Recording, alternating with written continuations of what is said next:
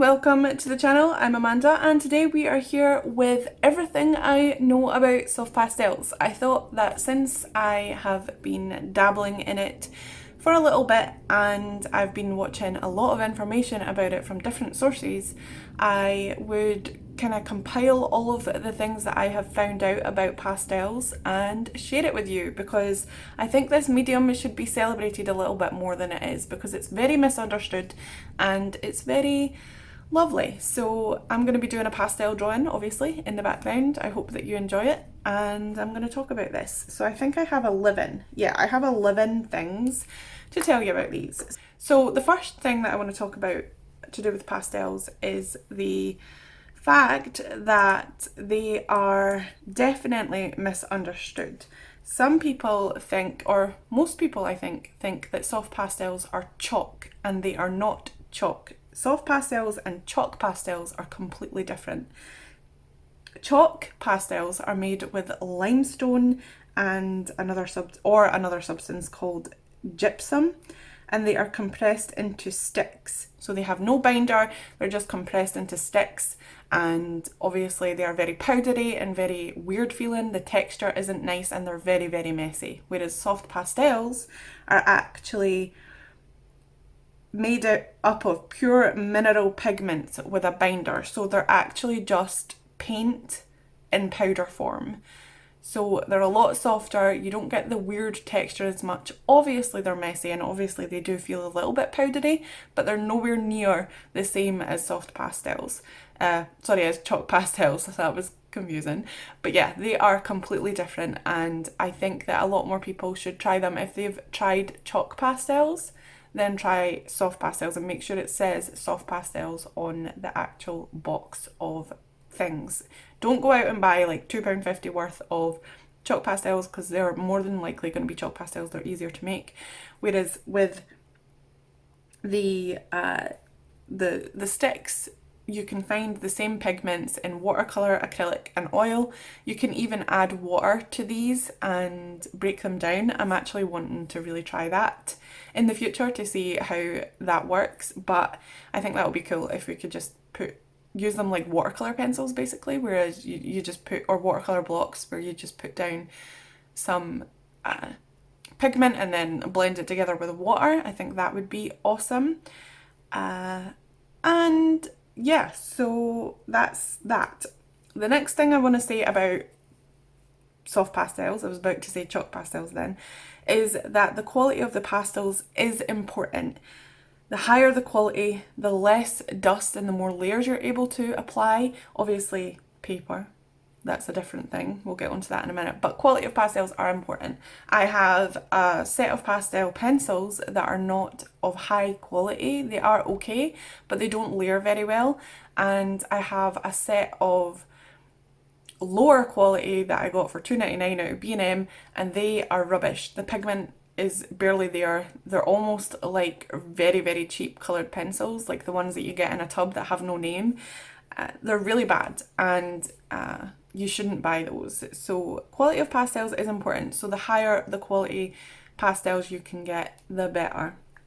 So it is an expensive medium, because you have to think about the fact that with watercolour, for example, watercolour isn't that big of a deal if you don't get the highest quality. You can always buy more expensive paper to make the quality of the watercolours look better, whereas with soft pastels, you're just going to be fighting with them and you won't like the medium if you buy the cheapest brand. Same with the sticks version. I have a really cheap £14.99 set of soft pastels and I hate them. They're too dusty, the pigment is not strong, they don't layer well. But with the ones that I have, even on the same paper, they perform completely differently and are much better. And like I said, number 3 is the paper plays a big role in the outcome of your work. A lot of people are saying that pastel matte paper is the best for pastels, or a type of abrasive sand paper is good for them as well. And there's also a new brand of pastel paper that's coming out, which is Luxe. I don't know the full name, but it's a Luxe brand.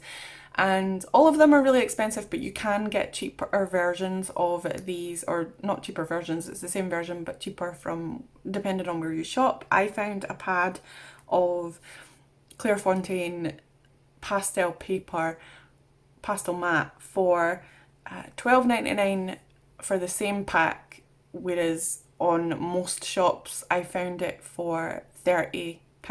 So that's a big jump between the packs. I haven't used pastel matte paper before, and I've just been using my own papers that I found around about my house. Watercolour paper works okay, and Strathmore tone tan paper works alright as well, and there's a couple of drawn papers that are fine as well. You just need texture for the soft pastels to grab onto. Number 4 is that they're not as messy as you think. If you protect your surfaces and tape down the paper so that you don't get the edges all mucked up, and do not blow on the pastels, then you will have a much better time. You can tap the board, tape it to a board, tap it into your bin, and then you'll have less mess, obviously, and also have a damp microfiber cloth on hand to clean your hands and to make sure that they are nice and clean, but they're not as messy as you think. You can control it. It's just like any other medium. They might be messy, but I think it's actually fun, better than non-messy mediums, because you get right into making a mess and having fun.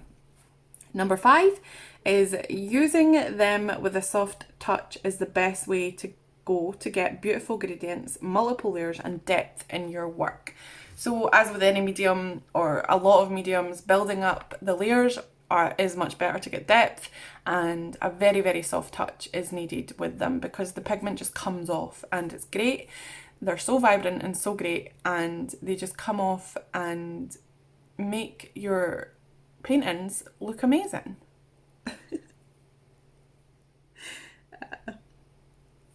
Working dark to light is possible, but if you put down your lightest colours first, you will have more of a chance of preserving the lighter areas, creating more luminosity in your work, I think.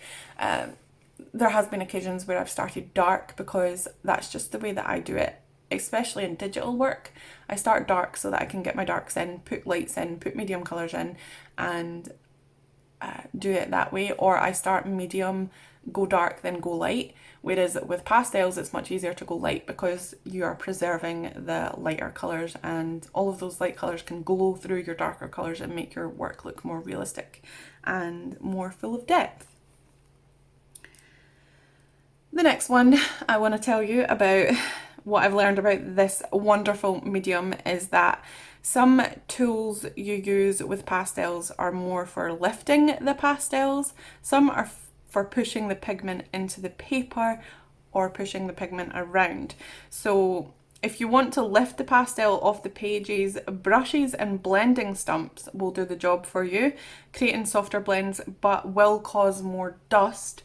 And using your fingers, colour shapers, or the pastel blending knife that you get will blend them and push the pastels into the paper, resulting in a more vivid, vibrant look. I shouldn't have read that, I should have just said it because I knew what I was going to say and I was tripping over my words. But basically, yes, different tools do different things, so experiment with different things you have. Q-tips are the same, they kind of lift the soft pastel off the page, and sometimes you want to do that so that you can create a softer blend and get more layers, and sometimes you don't. And I think that I prefer the method of not doing that and using the colour shaper more. I really want to get a blending knife to see if that works, and using my fingers to push the pastel into the paper, because you get much more vibrant, much more vivid colours, and you get the blend just the same. So the next thing is using limited colours that you intend to blend on your first laydown will prevent your drawings from becoming muddy. You can always add more colours on top if needed. So if you're putting your first base layer down, don't add black, don't add a really dark colour, just build it up from light to dark, blend them as you go, and then put the darker colours that you're not going to blend so much, or the details that you're not going to blend so much, into it first, because pastels can get muddy if you, obviously, if you're going to blend a dark brown into like a light pink or something, it's going to look a little bit muddy. So make sure that you build up your layers that way. So a great takeaway from this whole video is just layers, building up, stuff like that. Because the next point that I have said is working in layers, because you lose a lot of detail when you blend, so it's best to build them up gradually, otherwise you'll just waste your time. If you're going to blend your pastels, right, which most people do, some people don't, but if you're going to blend them and you put down all of the work and then you think, oh, I need to blend this mountain, but I've already added the details of the mountain, then you're going to lose the detail. So you need to blend the base colour first, add on another layer, blend that, add on another layer, blend that, add on another layer, and leave the detail, don't blend. So building up layers is very important to make your drawings stand out a little bit more and be good. Number 10, I think we're on? Yes, number 10. Working from the opposite side of your drawing hand, making your way to the other side as you work is important in a lot of mediums, but even more so in pastels, because they are so easy to smudge. So if you're right-handed, start from the left, and obviously if you're left-handed, start from the right, work your way down and go across. This is really important because if your hand is rubbing on the right side of your drawing, then it's going to smudge. And I know a lot of people, I've seen a lot of people that do pastels kind of keep their hand above the paper. They don't actually lay it on there, but I am used to laying it on there. I don't know, sometimes I do, sometimes I don't. And I've noticed that I do get a block of colour on the side of my hand, so I definitely do it. So working from the opposite side of your drawing hand will be good. It's kind of hard for ambidextrous people, I'm not going to lie, because sometimes you want to work with your right hand and sometimes you want to work with your left. But yeah, it's just try and keep to one hand and try and work from the opposite side. It will work better. And the last thing that I want to say about this medium, this wonderful, wonderful medium, is that toned paper is really fun and makes it easier to get the contrast and values correct, which is important with pastels. So I've used toned paper. I haven't used black paper, but I've seen wonderful drawings on black and toned paper, and obviously it's easier to get the lights because you can see them better, and it's just a really fun, different thing to do. You have to work or think about it in reverse, really, because you don't really need to put in the blacks, so you need to colour the lights, which is weird for some people, but I don't think it's weird. It's just another way to lay down the pastel. And that's all I have for you. If you have used pastels and have any other tips or information you want to share, then please do share them below. If you have any other questions about soft pastels, then also ask me in the comments below, and I will be sure to either answer them in a video or reply to you in the comments. I always reply to comments and I love them, so that will be fun. Thank you again so much for watching. Please remember to comment, like and subscribe if you haven't already. If you have, thank you so much for your support. Please hit the notification bell to get notified of all the videos that I post, and I will see you next time. Bye!